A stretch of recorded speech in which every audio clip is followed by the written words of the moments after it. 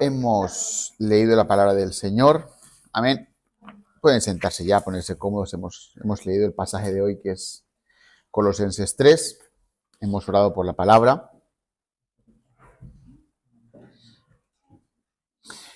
Los que tenemos el honor de predicar, ¿no? Buscamos en los primeros sermones del año pues dar una palabra especial. Y la verdad es que no debería ser así porque el tiempo es el tiempo. Esto que hemos construido de meses y años pues no es importante, por lo menos no a los ojos de Dios. Pero bueno, intentamos que sea una palabra especial.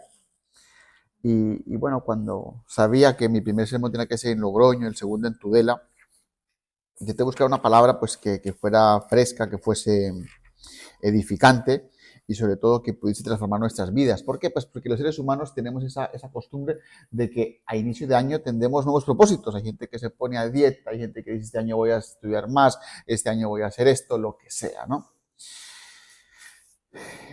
Vamos rápidamente a Primera de Apocalipsis 1, versículo 3.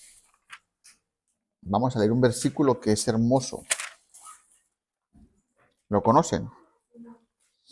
Apocalipsis 1, versículo 3. Es un texto con una profundidad teológica increíble que a veces pasamos por alto.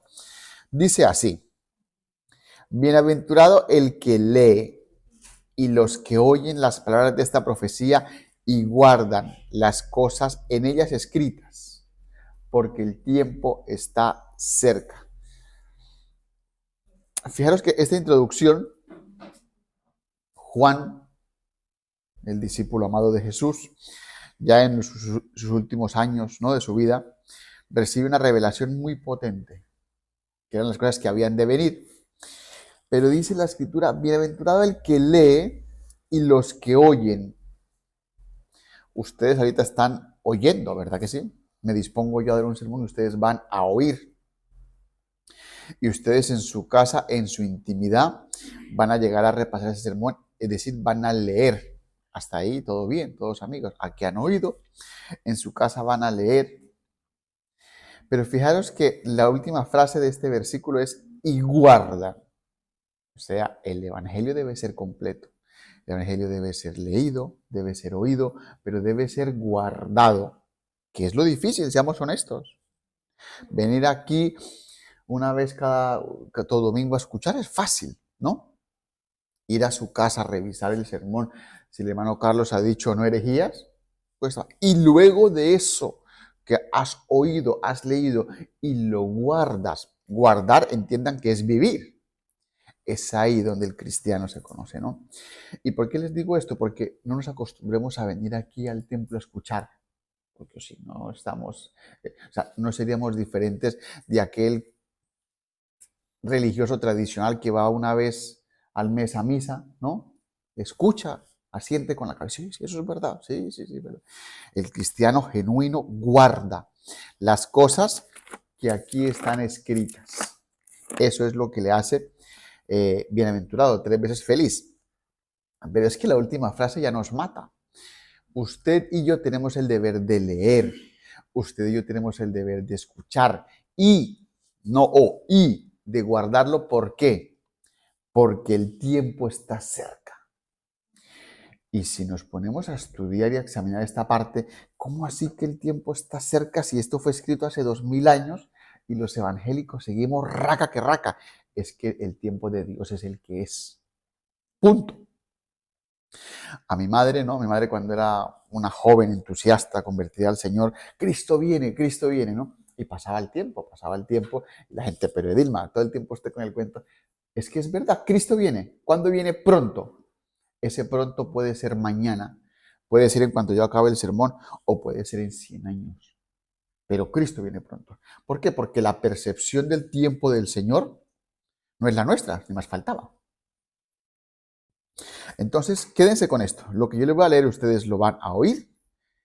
Llegue a su casa a leerlo e intente guardarlo porque ese es el evangelio completo. Amén. Colosenses es una carta hermosa, es una carta muy corta, son 4 capítulos, pero son 4 capítulos sustanciosos. Prueba de ello es que tiene textos muy bonitos. De hecho, Yo les he dicho muchas veces, mi epístola favorita es Romanos, pero creo que mi segunda epístola favorita viene a ser Colosenses. Una carta muy potente. Les voy a leer una de las cosas por las cuales Colosenses es una carta potente y está en Colosenses 1 del versículo 15. No hace parte del sermón, pero se lo quiero leer a ustedes. Él, hablando de Jesús, Él es la imagen de Dios invisible, el primogénito de toda la creación, por quien Él fueron creadas todas las cosas, las que hay en los cielos y las que hay en la tierra, visibles e invisibles, sean tronos, sean dominios, sean principados, sean potestades. Todo fue creado por medio de Él y para Él. Y Él es antes de todas las cosas, y todas las cosas en Él subsisten. Y Él es la cabeza del cuerpo, que es la iglesia, el que es el principio, el primogenio de entre los muertos, para que en todo tenga la preeminencia, por cuanto agradó al Padre que en Él habitase parte, no, toda la plenitud, y por medio de Él reconciliaros a ustedes con el Señor. Eso es potentísimo, de ahí se pueden sacar 20 sermones, que es la base de nuestra fe. Pero hoy no vengo a hablarles de eso. Hoy vengo a hablarles de 6 cosas con las que quiero que ustedes se queden en este 2026. La vieja escuela, algunos de los hermanos que están aquí, puede que me escuchen y digan, pero este sermón ya lo hemos visto. No, es diferente. He cogido cositas de un sermón que hablé en su momento y los que tienen buena memoria van a decir, oye, esto me suena. No es un déjà vu, es que lo tocamos en cierto momento porque Colosenses es una carta muy hermosa. 6 compromisos para este 2026. La hermana Andrea, la hermana Nelia están tomando nota, pues apúntenselos y si se les olvida a los hermanos se lo recuerdan. 6 compromisos, 6. Y les dije en Logroño y se lo repito a ustedes. Y con que de esos 6 ustedes se queden con 3 y los hagan suyos, con eso el hermano Carlos estará exultante y el Señor también, y su pastor estarán todos contentos. Colosenses, fijaros que hemos leído del versículo 3 en adelante, pero yo les voy a hablar de los versículos 12, 13, 14, 15, 16 y 17. Estos versículos nos dan 6 consejos maravillosos. Es una carta realmente bonita, es una carta escrita a una iglesia que, aunque Pablo no conocía, nunca los vio, había oído mucho de ellos. Había mensajeros que se mandaban cartas. Cuando venía un viajero, un cristiano de una iglesia a otra, pues se contaba lo que pasaba. Y él escribió una carta hermosa. La primera parte del capítulo, pues habla de la vida nueva, de la vida antigua, la vida nueva. Y la primera parte habla de 11 cosas que el cristiano no debe ser. Pero yo sé, tengo pleno convencimiento de que a ustedes no tengo que decirles que quiten la ira, el enojo, la malicia. Eso está en el versículo 5 en adelante. Porque sé que ustedes lo saben, ¿verdad?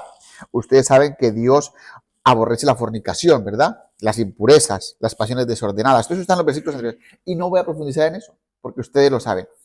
Pero vamos a profundizar en las cosas que al humano y al cristiano en particular más nos cuestan. Dice el versículo 12, Colosenses 3, versículo 12. Vestidos pues como escogidos de Dios, santos y amados, de entrañable misericordia, de benignidad, de humildad, de mansedumbre y de paciencia. Vestíos pues como escogidos de Dios. Esta palabra que parece como una invitación, ¿verdad? Vestíos pues. Dice la Biblia de las Américas que no habla con ese acento español, sino dice vístase, no, vestidos aquí en España. Esa palabra vestíos no es una palabra cualquiera. Esa palabra vestíos es endisache, en griego, que lo pronunciaría fatal. O sea, si esto llega a ver un griego dirás, pero algo así, endisache.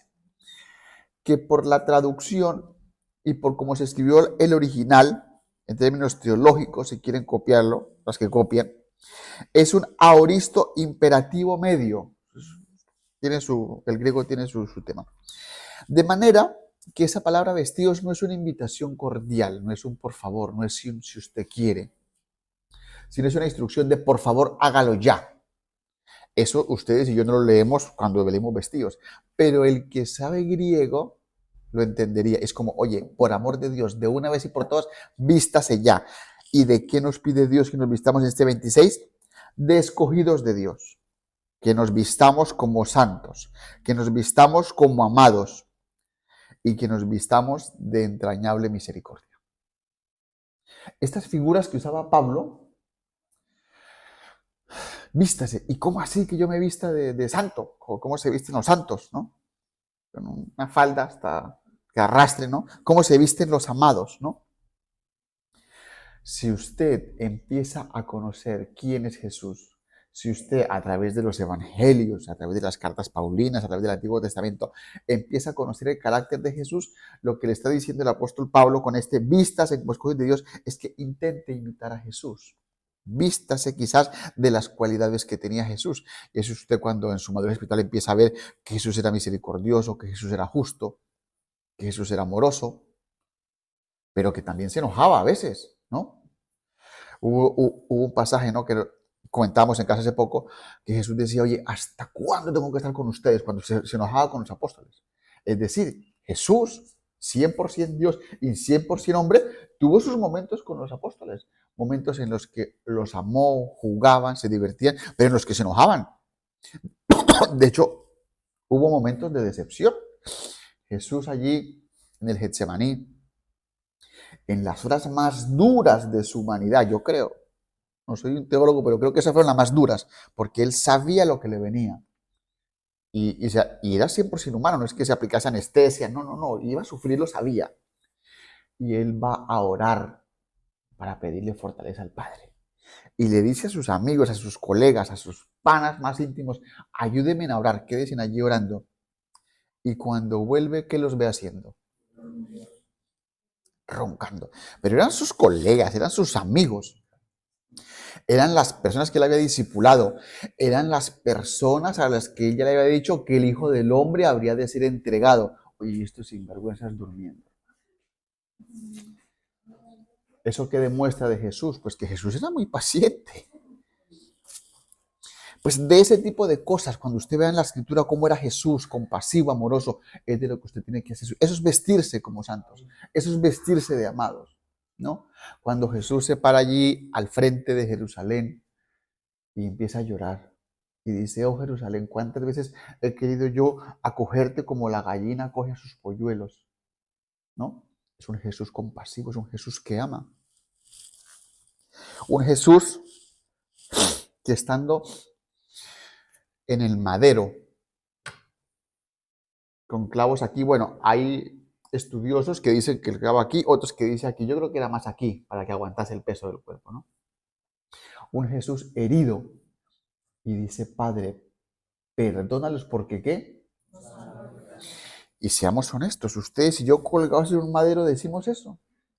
¡Ja! Jesús bendito. Si podemos bajarnos, cogemos una macheta, no sé, ¿no? Seamos honestos, seamos humanos. Pues ese era el carácter de Jesús y esa es la invitación de Pablo.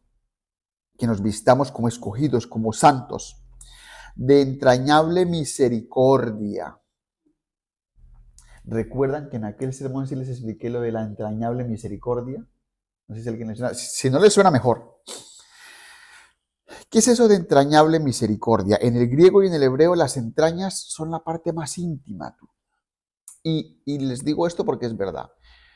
Una persona descubre lo que son sus entrañas cuando su hijo está enfermo, cuando su hijo está realmente dolido y usted en el fondo tiene un dolor que le surge, o sea, que no puede disimularlo. Porque hay dolores que se pueden disimular. Con esa persona que está triste y usted intenta un poco, ¿sabes? Parecer como que, sí, ¿sabe? Empatiza, pero usted no está triste. Pero hay de que tu hijo esté enfermo.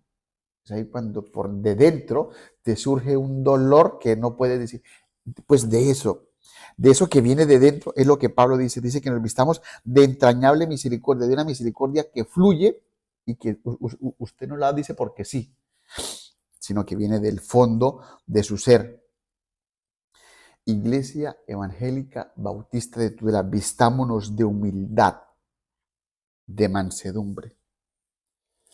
El cristiano debe ser un hombre humilde. Complicado, ¿verdad? Porque todos decimos, ¿usted es humilde? Sí. Pero hay situaciones en las que tenemos que agachar la cabeza y no. Nos pasa a muchos. Este hombre aquí que habla con ustedes en ese sermón, a veces estamos en situaciones, un supermercado, una fila del banco, un juego, y lo primero que viene a la cabeza no es esto, no es la humildad, no es la mansedumbre, no es que eso lo gané yo. Vieron que hace poco en un pueblo de España unos chicos vendieron más loterías de las que tenían que vender. ¿Les suena a ustedes? Unos chicos de esos que cogen una lotería y la revenden, la parten en pedacitos, la revenden para recoger fondos. Pues dice la versión de ellos que se les fue la olla y que vendieron más. Claro, vendida está. ¿Quién va a renunciar al pedazo de lotería por el otro? Pues el pueblo está que se cogen a machete la mitad contra la otra mitad. Porque al ser humano, la humildad y la mansedumbre no le brota. Eso le brota a cuerpos regenerados. Es decir, humanamente sí hay gente que es paciente, que es humilde, pero esa que fluye de ese amor ágape, de ese cuerpo que Dios transforma, solo viene de Dios. Y de paciencia. Misericordia, humildad, mansedumbre y paciencia. Ese es el vestimento del cristiano. Y esa es la primera de los compromisos que si usted quiere puede hacer para con Dios. El segundo compromiso que Dios a través de la carta a los colosenses a ustedes hoy les viene a decir es que tenemos que aprender a soportar y a perdonarnos. Lo decía en la iglesia de Logroño y lo repito aquí porque yo tengo 37 añitos, ¿no? Y tengo vida cristiana desde que tengo uso de razón. Yo me congregué primero en una iglesia pentecostal de un pueblo llamado Colombia. De ahí pasé a una iglesia en un pueblo llamado Oiva. También me congregué en una iglesia de un pueblo llamado Tanche. Luego me congregué en esa misma iglesia aquí en Arnedo. Luego me congregué en Calahorra. Y ahora estamos en Logroño. Digo esto para que penséis que no todo lo que hablo de mi iglesia. Hablo de toda mi vida cristiana en particular.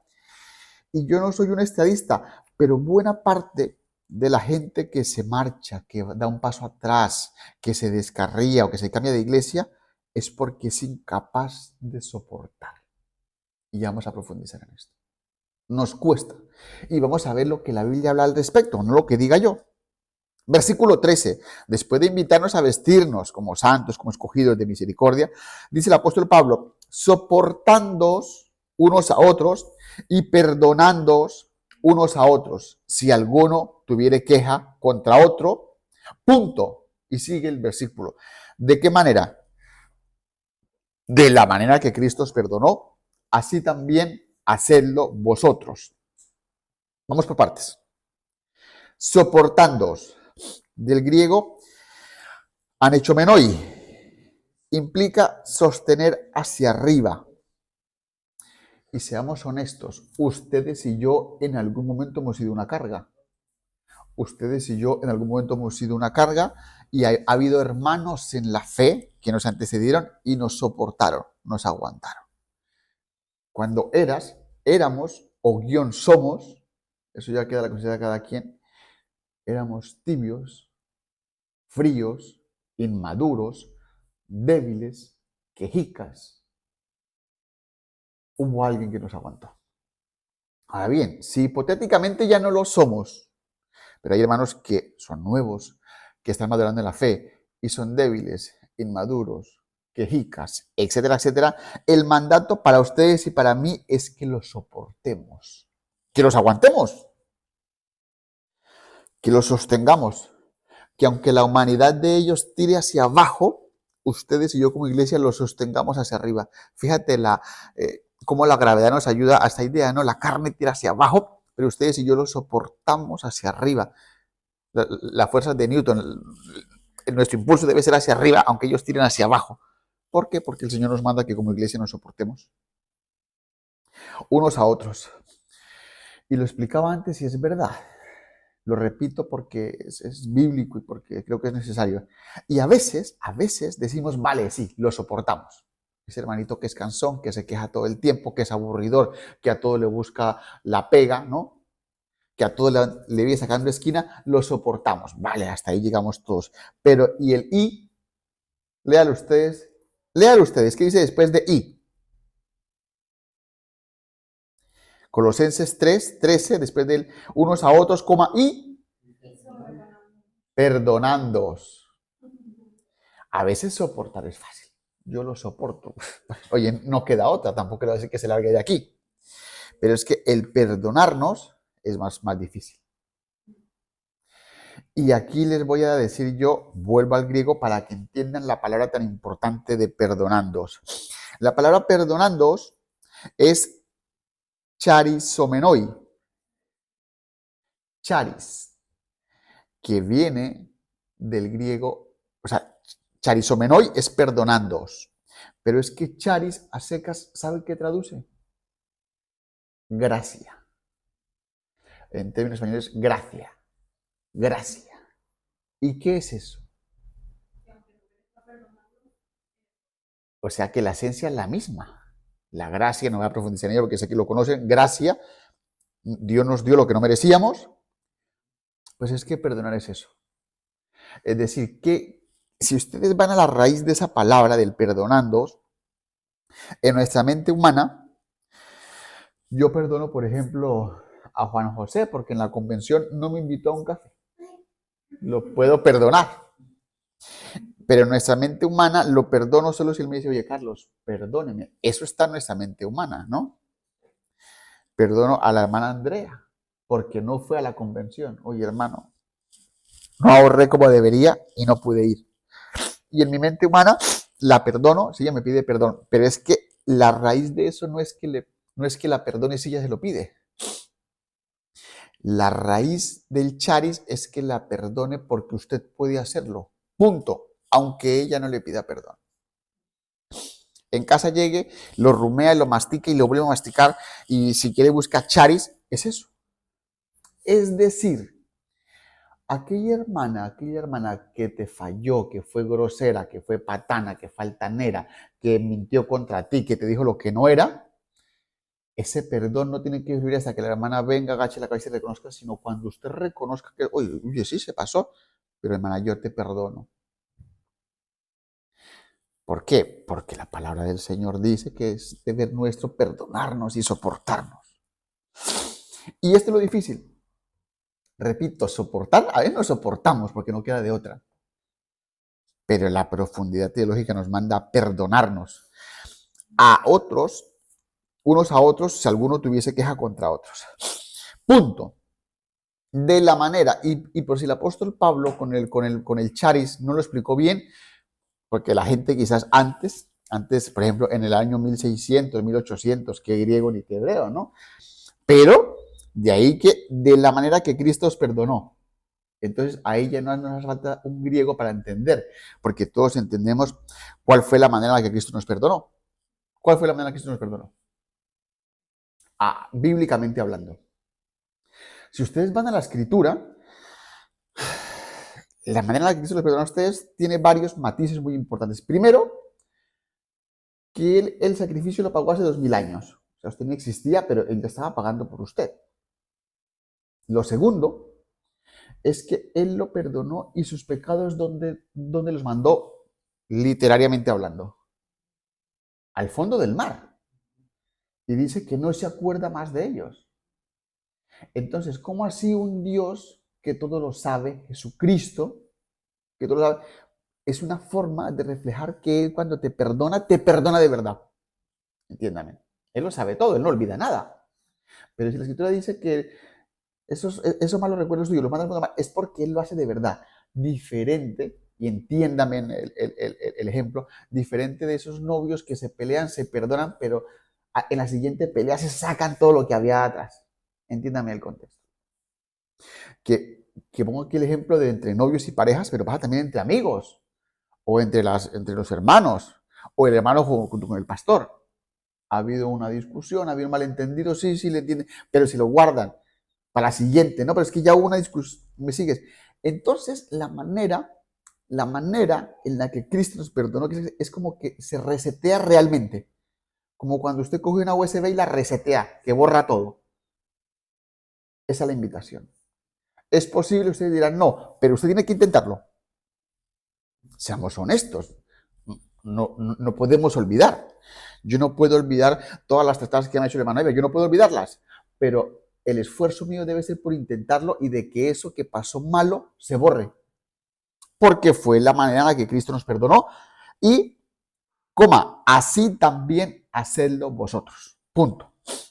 Segundo compromiso para el 2026. Soportar y perdonar. ¿Quién dice amén? Amén. Soportar y perdonar. No soportar o perdonar. Y, versículo 14. El versículo 14 nos invita a lo bonito, el vestido de escogidos, de santos, de amados, de misericordias, de humildes, de mansedumbre, el perdonar y soportarnos. La invitación del versículo 14 es que eso lo adornemos con amor. Y fíjate cómo es la Biblia de completa el mensaje de Dios tan especial. De nada sirve perdonar, de nada sirve soportar si realmente no se hace con amor. No es perdón como tal, es un fingimiento. Entonces, el versículo 14 nos dice eso. Y sobre todas, no sobre partes, sino sobre todas estas cosas, vestidos de amor, que es el vínculo perfecto. Leía la Biblia de las Américas, que es el vínculo completo. El amor es como esa conexión entre todo, ¿no? Entre la amistad, la mansedumbre, la paciencia, el que lo conecta y lo hace realmente operativo, porque si no, no profundice en ello, porque sé que ustedes lo saben, pero la paciencia sin amor no es nada, ¿no? O sea, el perdonar sin amor, el dar algo sin amor, o sea, seríamos fariseos. Los fariseos cumplen la ley, la cumplían. La imagen visual también es muy buena, pero eran sepulcros blanqueados. ¿Por qué? Porque les faltaba amor.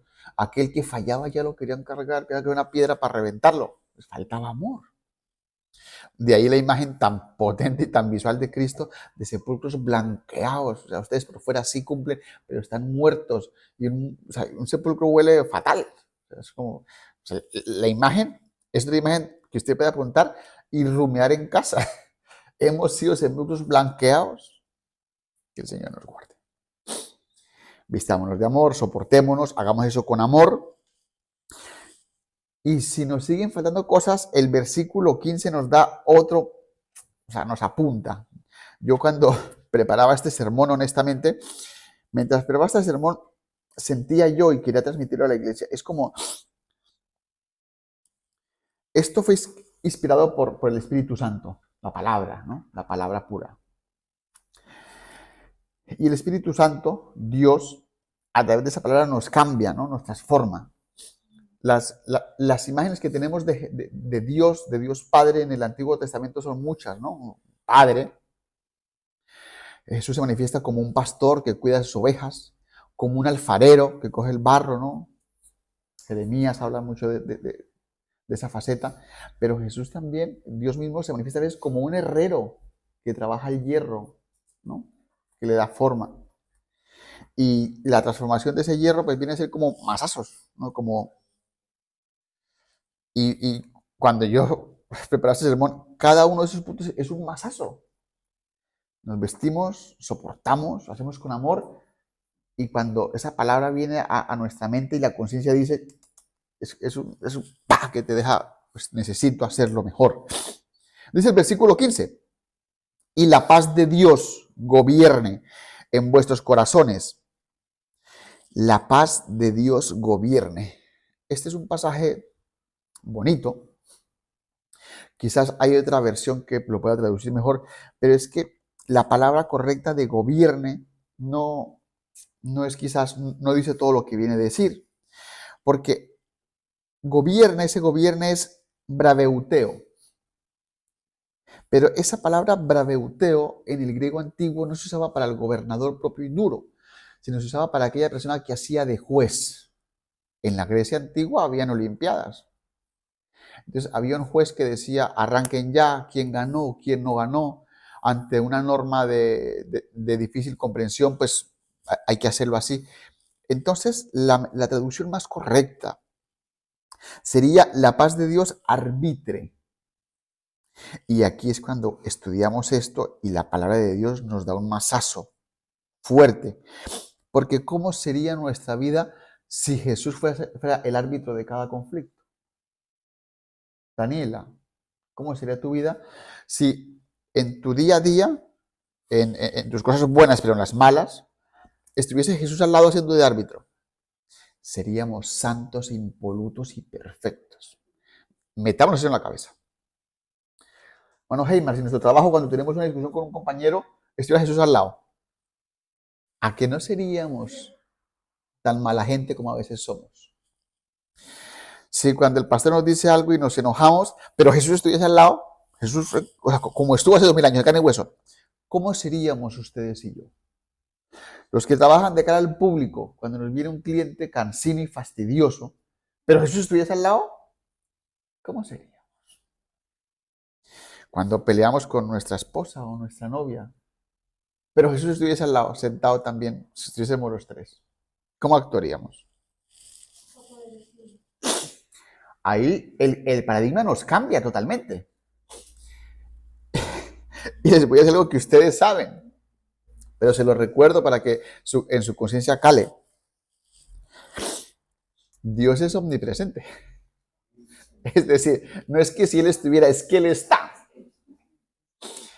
Entonces, lo que viene a decir este versículo 15 es que entérese que el Señor está ahí, pero lo que quiere el apóstol Pablo a través de esta figura es que sepa que el Señor puede arbitrar, que Él puede limar asperezas, porque eso hace un árbitro. Los que siguen el fútbol, el árbitro a veces pita las normas, pita las faltas, pero cuando hay un conflicto, cálmese que aquí el árbitro soy yo. Pues eso es lo que viene a decir el apóstol Pablo con este gobierne, arbitre, dirija, que hay una diferencia, que el Señor sea el que pueda dirimir eso. Y sé que esto se nos va a olvidar, pero yo lo digo, pero si usted tiene esto presente, su vida va a ser diferente. Usted no va a ser tan patán con aquella persona con la que a veces ha sido un patán. Si usted en su mente sabe que el Señor está al lado suyo arbitrando, si usted es como soy yo soy impaciente en las filas, pero si yo tengo presente siempre que el Señor está a mi lado, me aguanto el tiempo que haga falta, me marcho, pero no puedo. Entiéndame lo que les quiero transmitir.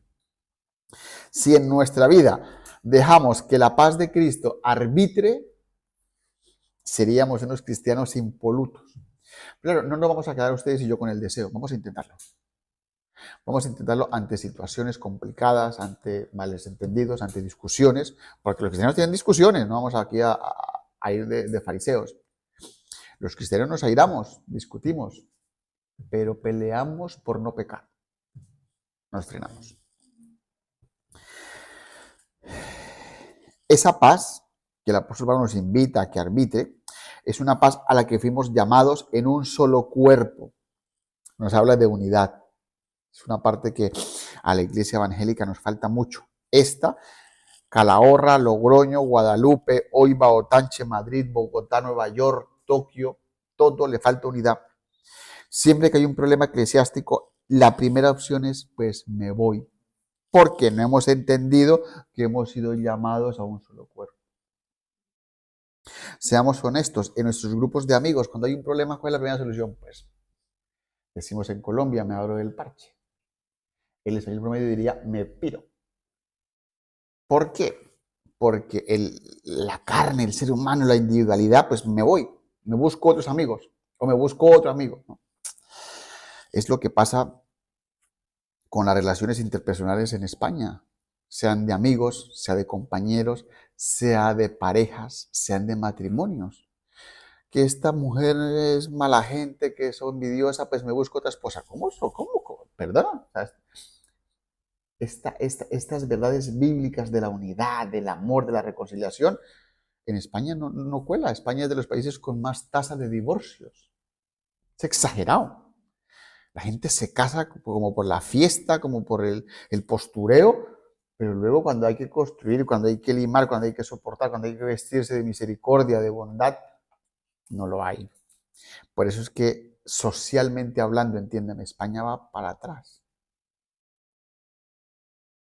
Una sociedad deprimida, envejecida. Lo de pobre ya eso es otro tema, ¿no? Pero triste, deprimida. Ayer en Logroño una chica y un chico se tiraron de una construcción, se mataron. Cada rato, y de hecho el periódico de larioja.com de una vez publica el número de personas que se suicidan, o parece que se suicidan. Es alto, es altísimo. Nos gana Japón, que Japón está peor aún, ¿no? Pero eso es altísimo. En nuestros países la gente no se deprime. Allá estamos pues, pendientes de comer y de salir adelante. Allá no hay tiempo para deprimirse, pero España se ha olvidado de Dios. Y por eso estamos como estamos. Por eso el hijo ya no le obedece al papá. El hijo está a los 12 años fumando porros. haciendo lo que le da la gana en la calle. Los chicos empiezan una vida sexual desordenada con muy poca edad. En Colombia no daban, era chocata y correa. Usted me está en la casa como mucho a las 10 de la noche. No, aquí se negocia si medianoche o 2 de la madrugada, un chico jovencito. ¿Perdona? Mi madre nos daba unas chocateras que... Ve esto, mi madre se ríe, pero es verdad. En España se ha perdido la autoridad del padre. ¿Por qué? Porque el gobierno nacional dice que exhortar y educar a los hijos es un delito. Es de locos. Si profundizo en esto me pongo, pero estamos mal en España. Pero, bueno, Dios ha puesto hombres y mujeres, ¿verdad que sí? Que la palabra está por delante, ¿verdad que sí? La palabra del Señor. La invitación es a que la paz del Señor gobierne todas las esferas de su vida. Usted como madre, usted como esposa, usted como empleada, usted como clienta, usted como vecina, etcétera, etcétera, etcétera. Versículo 16. La palabra de Cristo mora en abundancia en vosotros, enseñándoos y exhortándoos unos a otros con toda sabiduría. La palabra de Cristo mora en abundancia. La Iglesia Evangélica Bautista de Tudela, por eso hace escuelas bíblicas, por eso hace discipulados, por eso la hermana Laisa junta a los jóvenes a hablar de la Biblia, por eso el pastor junta a los caballeros o el hermano Heyman, por eso la hermana junta a las damas, porque el mandato es a que la palabra more. De ahí que si usted es un cristiano que no le gusta el discipulado, no le gusta la enseñanza, no le gusta el de jóvenes, no le gusta hombres de valor, no le gusta mujeres de fe, y es un cristiano dominguero, la palabra te invita a que lo que él escribió, esta misma, more. ¿Y cómo mora en abundancia? Pues asistiendo, estando, yendo. Que hay un evento, si usted puede ir, va. Que hay una conferencia bíblica, usted va. Que hay un sermón, usted va. Por eso los evangélicos somos cansinos, venga, congréguese, hay este evento. Porque es un mandato bíblico a que la palabra more en abundancia. Se va a hablar de esto, vamos a ver una conferencia de esto. El hermano va a hablar de esto. Esa es la invitación. Ahora, nosotros como iglesia, como organización, cumplimos con hacerlo, con programarlo. Y es usted como cristiano individual el que tiene la decisión de ir. Ha pasado siempre que la iglesia organiza eventos, hace charlas y no va nadie. Porque al cristiano se le ha quedado en su conciencia, pues que lo importante es el culto del domingo. El resto es accesorio. Seamos honestos, a veces pasa eso. En Logroño nos pasa. Y no tengo pena en decirlo porque fue así y lo que debe servirnos para que nos dé vergüenza. Hicimos una conferencia misionera un sábado. Oye, ojo a lo que le voy a decir. Tudela es que está a 1 hora y se puede entender, pero ¿y los de Logroño?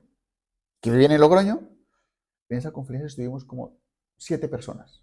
El pastor, yo, el conferencista, 3 hermanos de otra iglesia. Nos quedamos solos. ¿Por qué? Porque la iglesia no tiene esto, que la palabra de Cristo more. Si es una charla sobre literatura griega del siglo V y yo la monto, no vayan, no hagan caso. Si yo monto una tarde de cine clásico, no vayan.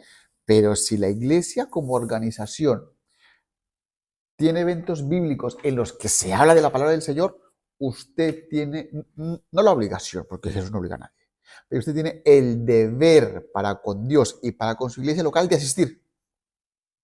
Ahora bien, digo esto, soy muy honesto, que precisamente en ese día tengo trabajo, oye, pues, es el trabajo, es tu deber, que en ese día tengo un café con mi amiga fulana, ojo a lo que le voy a decir, cámbielo, se puede cambiar un café, ¿cómo se va a poder cambiar un café?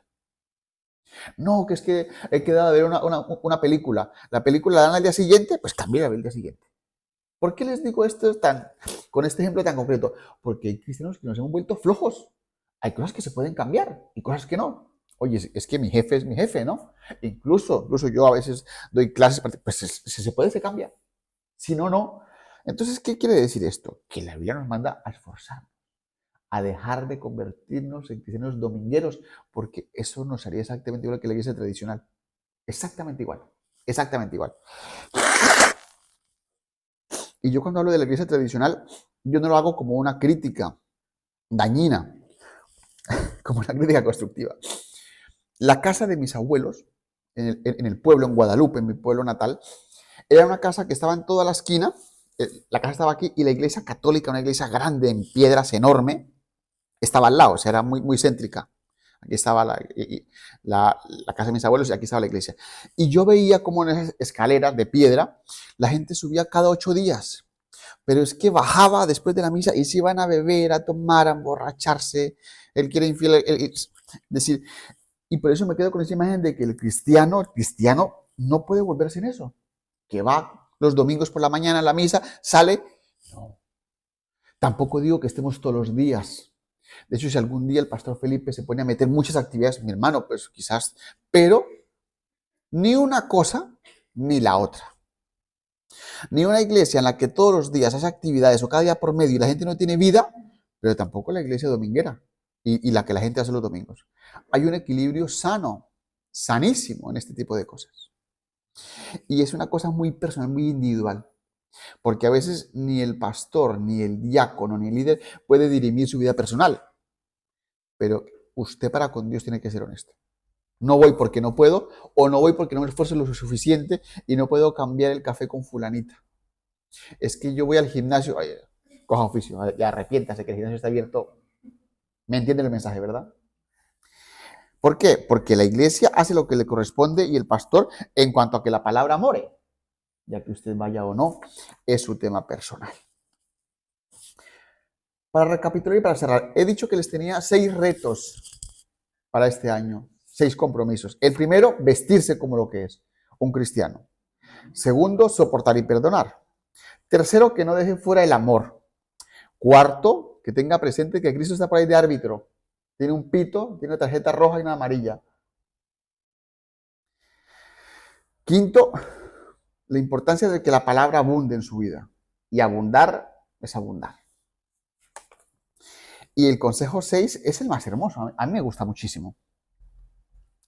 Bueno, termino de leer el versículo 16, pero no profundizaré. Dice el versículo 16, la palabra de Cristo muere en vosotros, enseñándoos, exhortándoos con sabiduría, cantando con gracia en vuestros corazones, con salmos e himnos y cánticos espirituales. Eso, en boca de la hermana Laisa, hoy lo hemos hecho todos con los ojitos cerrados. ¿Verdad que sí? Lo hemos hecho. Amén. Pero miramos lo que dice el versículo 17. Termina la idea y la termina, creo que la cierra muy bien. O sea, Pablo, como escritor era buenísimo. Vargas Llosa y esto le quedaban, no, era increíble. Después de, en los versículos del 5 al 9, decir lo que no se debe hacer. De los versículos 12 al 16, dice lo que hay que hacer. El versículo 17 lo cierra con una forma muy bonita. Y todo lo que hacéis, sea de palabra o de hecho, hacedlo en el nombre de Jesús. Y todo, como dice el pastor Felipe, usted trajo colores, marque ese y todo, porque todo es todo. ¿Qué quiere decir ese y todo? Lo sagrado, lo secular, lo que hace en la iglesia, lo que hace en su casa, todo es todo. ¿Y cómo se pide que lo haga? Bueno, ojo, todo, aquí en Logroño, en la Conchinchina, sea de palabra o de hecho, hay cosas que decimos, hay cosas que hacemos, o sea, todo, lo hagamos en el nombre de Jesús. Y esto viene un poco en relación con el versículo 15. ¿Qué quiere decir hacerlo en el nombre de Jesús? Eso quiere decir que más o menos todo lo que usted hace tuviera como el sello de Jesús, como la firma de Jesús. O sea, esta parte viene mucho relacionada con la antigüedad, como cuando un enviado decía, yo vengo en el nombre de Jerjes, yo vengo en el nombre de César. Entonces, todo lo que él hacía o decía venía refrendado por el otro. Cuando daba un mensaje, cuando decía algo, ¿quién de aquí se ha visto 300? ¿Han visto películas? No digamos que no. 300, ¿le suena? Vale. Los mensajeros de Jerjes hablaban en nombre de Jerjes y decían lo que Jerjes les ha hecho que dijeran, que Esparta se rindiese, ¿no? Lo que ellos decían tenía la autoridad del que los mandó. Y no podían decir nada que no les dijese. Entonces, de alguna manera, esta palabra de hacerlo en el nombre de significa actuar bajo la autoridad de. Y es ahí cuando a ustedes y a mí Dios, a través de la conciencia, nos coge y nos da unas cuantas bofetadas. Lo que hacemos en el día a día, lo hacemos en el nombre de Jesús, o hay cosas que hacemos y que Jesús no las aprobaría. Muchísimas, pero muchas. Y debería caernos la cara de vergüenza porque hay cosas que si yo estoy no le mandé a hacer eso, porque lo ha hecho. Yo no me imagino a los mensajeros del rey David haciendo lo que les daba la gana cuando él les dijo que hicieran una cosa y la otra. No me imagino a los mensajeros de Ciro haciendo lo que les daba la gana cuando él les dijo, vaya a Jerusalén, haga esto, esto, lo otro, y se devuelve. Punto. Pues algo así. Ese es el ejemplo que pone Pablo cuando dice hacerlo en el nombre de Jesús, que dice actuar bajo su autoridad y que lo que haga no dañe la reputación de su Señor. Aquel momento en que fuimos al supermercado, la chica se equivocó cobrando, nos pasó mal, nos hizo perder tiempo, fuimos toscos, fuimos groseros, Jesús firmaría ese viejito al supermercado. Algo así. Es lo que el Señor quiere que veamos esta casa, que lo que hagamos nosotros pueda tener su sello y hacerlo todo ello dando gracias a Dios por medio de él. Estos 6 compromisos, 6 retos que ustedes y yo tenemos sobre la mesa a luz de la palabra, mastiquémoslos. Tengámoslo presente. Vistámonos de lo que somos. Soportemos y perdonemos. Hagámoslo todo con amor. Acordémonos que Cristo está aquí como un árbitro. No nos olvidemos que la palabra tiene que morar y que todo lo que hagamos, lo hagamos para la gloria de Dios. Y les ponía este ejemplo porque es que hay cosas en nuestra vida, no todo es sagrado, hay cosas seculares. Hay cosas de nuestro día a día que las hacemos pues por placer, porque nos gusta. Aquí está el primero, pero eso también debemos hacerlo en el nombre de Jesús. Aquel partido de pádel que usted se echa, hágalo, disfrútelo, pero no peque, ¿no? Si usted es un amante del cine, vaya, disfrute del cine, pero no peque, hágalo en nombre de Jesús. Y así podría poner 1000 ejemplos, que a usted le gusta jugar a X cosa, hágalo, pero hágalo en el nombre de Jesús, no peque. Si ese hobby, esa situación, lo lleva usted a maldecir, a pecar, a ver cosas que no son de su agrado. Si a usted, imagínate, les pongo un ejemplo muy sencillo para que ustedes me entiendan. Y ya con esta me despido, dijo el comentarista. Hay personas que les gusta el baile. Hermano Carlos, ¿el baile es pecado? El baile no es pecado.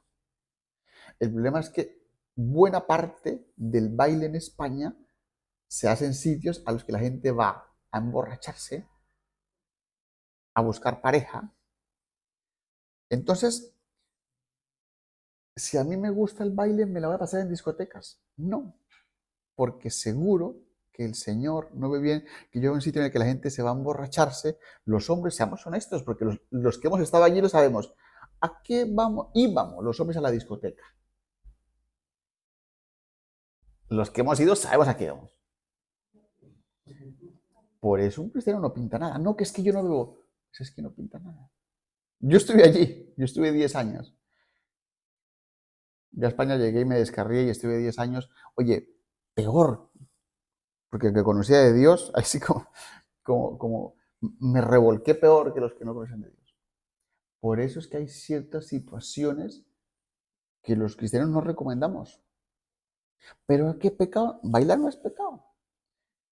Eso es, o sea, mira, el ejemplo es muy sencillo, porque a veces tenemos que poner ejemplos más visuales. Mira, es que hay un parque y en ese parque hay una mesa de ajedrez, me gusta. Sí, pero es que ese parque está rodeado de gente que mete cocaína, hombre, no vaya. Como un ejemplo tonto, pero para... No vaya. Hazlo en otro lado. En ese parque va gente a meter cocaína. Yo voy a jugar, yo voy solo a jugar ajedrez. No vaya. Punto. ¿Por qué? Porque muy seguramente eso no lo hace y eso no glorifica a Dios. Y además, seamos honestos, ¿quién es en la miel que no se unta? Que a veces vamos de valiente. No es que yo voy, pero yo no hago eso. Mentiroso. Usted no tiene la fuerza de voluntad para decirle no a eso que está ahí. Entonces, aléjese. Haga lo que hizo José cuando la mujer de Potifar se le acercó. ¿Qué hizo José? Él pudo quedarse y decir, oye, quieta yo no quiero nada. Él huyó. Era sensato, que sabía que era un hombre. Entonces dijo, mira, antes de yo exponerme a situaciones que pueden dañar mi relación con Dios, me voy. Pues algo así debe ser la actitud del cristiano frente a situaciones que pueden, o no que dañen, que pueden dañar, porque es un hombre sensato. Dice mi abuelo, no le busquemos 5 patas al gato, seamos sensatos. Acordémonos que somos representantes de Cristo. Ustedes y yo somos mensajeros. Después el ejemplo de Jerjes, porque él tiene mensajeros, pues ustedes y yo no somos diferentes, pero ese es otro sermón. Entonces, mis hermanos, quedémonos con esos 6 retos. Son 6 retos sencillos y se los voy a repetir otra vez. Vistámonos como lo que somos, santos, escogidos, amados de Dios, con paciencia, con benignidad, con bondad. Soportémonos y perdonémonos. Hagamos todo con amor. No nos olvidemos que aquí está Jesús arbitrando. Llenémonos de la palabra del Señor. No se olvide, no abandone su iglesia local, no sea un cristiano dominguero. Por amor de Dios, no sea un cristiano dominguero. Y sexto, todo, absolutamente todo, hágalo en el nombre de Jesús. Y este 2026 usted va a dar un paso adelante en la fe. Usted va a ser un cristiano de los que Dios está buscando. Amén.